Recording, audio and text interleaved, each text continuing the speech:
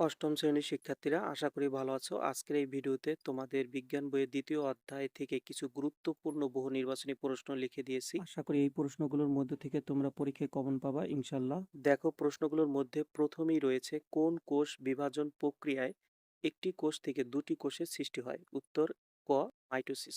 এরপরে প্রশ্ন নাম্বার 2, বংশগতির বৈশিষ্ট্য বহন করে কে? উত্তর গ, জিন। 3 নম্বর প্রশ্ন, মাইটোসিস কোষ বিভাজন কোথায় দেখা যায়? উত্তর খ, দেহকোষে।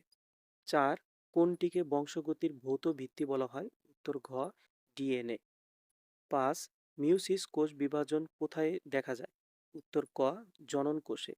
6, কোন বিভাজন প্রক্রিয়ায় দুটি হ্যাপ্লয়েড কোষের মিলন ঘটে? উত্তর খ, মিউসিস। 7 নম্বর প্রশ্ন, ক্রোমোজোমগুলি কোষের কোন অংশে থাকে? উত্তর খ, নিউক্লিয়াসে। 8 নম্বর প্রশ্ন, মানবদেহে ক্রোমোজোমের সংখ্যা কত? উত্তর ক, 23 জোড়া, অর্থাৎ 46টি। এরপরে একটি ক্রোমোজোমে কয়টি ক্রোমাটিড থাকে? উত্তর খ, 2টি।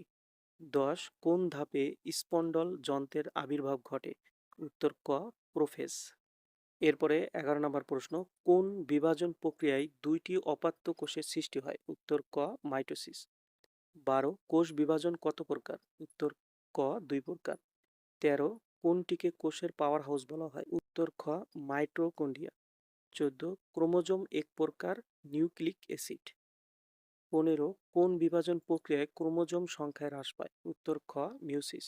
16, কোন কোষ বিভাজন জীবের বৃদ্ধি ও গ্রোথের জন্য দায়ী? উত্তর ক, মাইটোসিস। 17, কোন বিজ্ঞানী বংশগতিবিদ্যা সম্পর্কিত গবেষণা করেন? উত্তর খ, মেন্ডেল। 18, কোন কোষ বিভাজন জীবের বৈশিষ্ট্য ও বংশ পরম্পরায় রক্ষা করে? উত্তর খ, মিউসিস। 19, কোন ধাপে নিউক্লিয়ার পর্দা এবং নিউক্লিয়াসের পুনরাবির্ভাব ঘটে? উত্তর ঘ, টেলোফেজ। 20, ডিএনএর পূর্ণরূপ কি? উত্তর ক, ডিঅক্সি রাইবো নিউক্লিক অ্যাসিড। এরপরে প্রশ্ন দেখো, 21 নম্বর, কোনটিতে জিন থাকে? উত্তর ক, ক্রোমোজোম। 22 নম্বর, কোনটিতে ডিএনএ থাকে না? উত্তর খ, টিএমভি। 23 নম্বর প্রশ্ন, জীবের চারিত্রিক বৈশিষ্ট্য বহন করে কে? উত্তর খ, জিন। 24, প্রতিটি জীবদেহের কি দ্বারা গঠিত? উত্তর খ, কোষ।